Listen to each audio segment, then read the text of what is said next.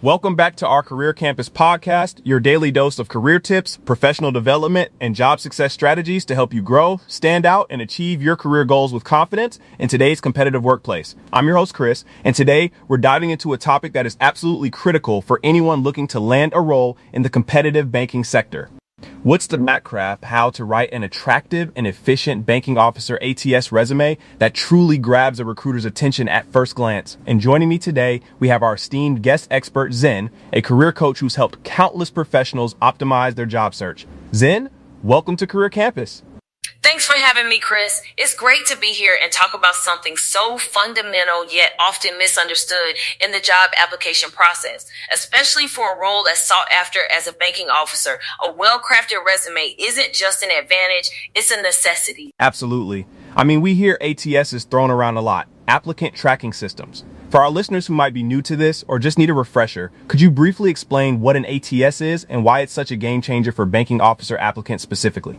Of course, think of an ATS as a digital gatekeeper. When you apply online, your resume usually goes through this software first, even before a human ever sees it. Its primary job is to scan, parse, and rank resumes based on keywords, formatting, and relevance to the job description. For banking officer roles where hundreds, sometimes thousands of applications flood in for a single opening, an ATS is essential for recruiters to manage that volume. If your resume isn't optimized for it, it might get filtered out before anyone even has a chance to appreciate your skills. That's a pretty stark reality for many job seekers. So it's not just about what you put on the resume, but how the ATS reads it. What are some of the key things banking officer applicants should focus on to ensure their resume is ATS-friendly and, crucially, still attractive to a human recruiter? The first and most important thing is keywords. You absolutely have to tailor your resume to the specific job description. Look at the language they use for skills, responsibilities, and qualifications.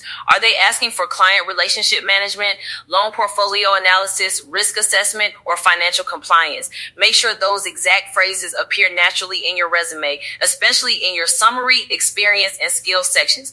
Don't just list them, integrate them into your achievements. So it's not enough to just understand what the role entails, but to mirror the language the job posting uses. That's a subtle but powerful distinction. What about formatting? I've heard that can trip up an ATS too. Absolutely. Formatting is huge. ATS software prefers clean, simple layouts. Avoid complex tables, intricate graphics, or unusual fonts. Stick to standard headings like experience, education, skills. Use bullet points for responsibilities and achievements, not long paragraphs. The goal is clarity and readability for both the machine and the human. Chronological order for your work history is also generally preferred. That's excellent advice. Keep it straightforward, easy to scan. Beyond keywords and formatting, how can a banking officer applicant truly stand out? Because let's be honest, there are probably many qualified individuals applying. This is where quantifying your achievements comes in. Don't just say manage client accounts. Instead, say manage a portfolio of over 50 high net worth clients,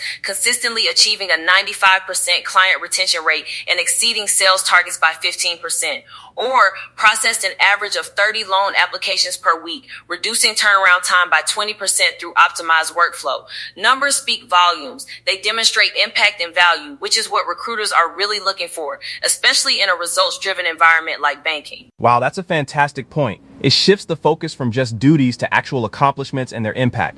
So if I'm understanding correctly, it's a blend of strategic keyword usage, clean ATS-friendly formatting, and then really highlighting your quantifiable successes. Exactly. And one more thing, proofread meticulously. A single typo or grammatical error can instantly signal a lack of attention to detail, which is a red flag in any industry, but especially in banking where precision is paramount. Have someone else review it or use online tools. Don't let a small mistake derail your application. That's a crucial reminder. It's the little things that can often make the biggest difference. Now, Zen, you and your team have put together some incredible resources for job seekers.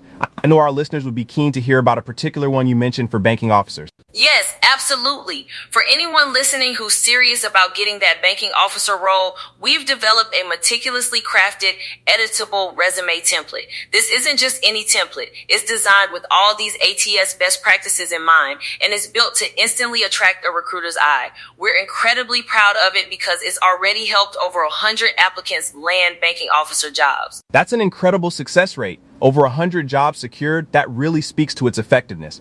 So where can our listeners get their hands on this game-changing template? You can download it directly from the link we'll provide in the show notes for this episode. It's a well-crafted, professional template that's proven to work. Just plug in your details, customize it with those keywords and quantifiable achievements we discussed, and you'll be light years ahead. Fantastic. So for all our listeners out there, don't miss this opportunity. Head over to the link in our show notes to download that well-crafted banking officer editable resume template. It's your blueprint for success. Zen, this has been an incredibly insightful conversation. Thank you so much for sharing your expertise with us today. My pleasure, Chris. Happy to help our listeners take control of their career paths. Remember, your resume is your first impression. Make it count. Couldn't have said it better myself. Thank you, Zen.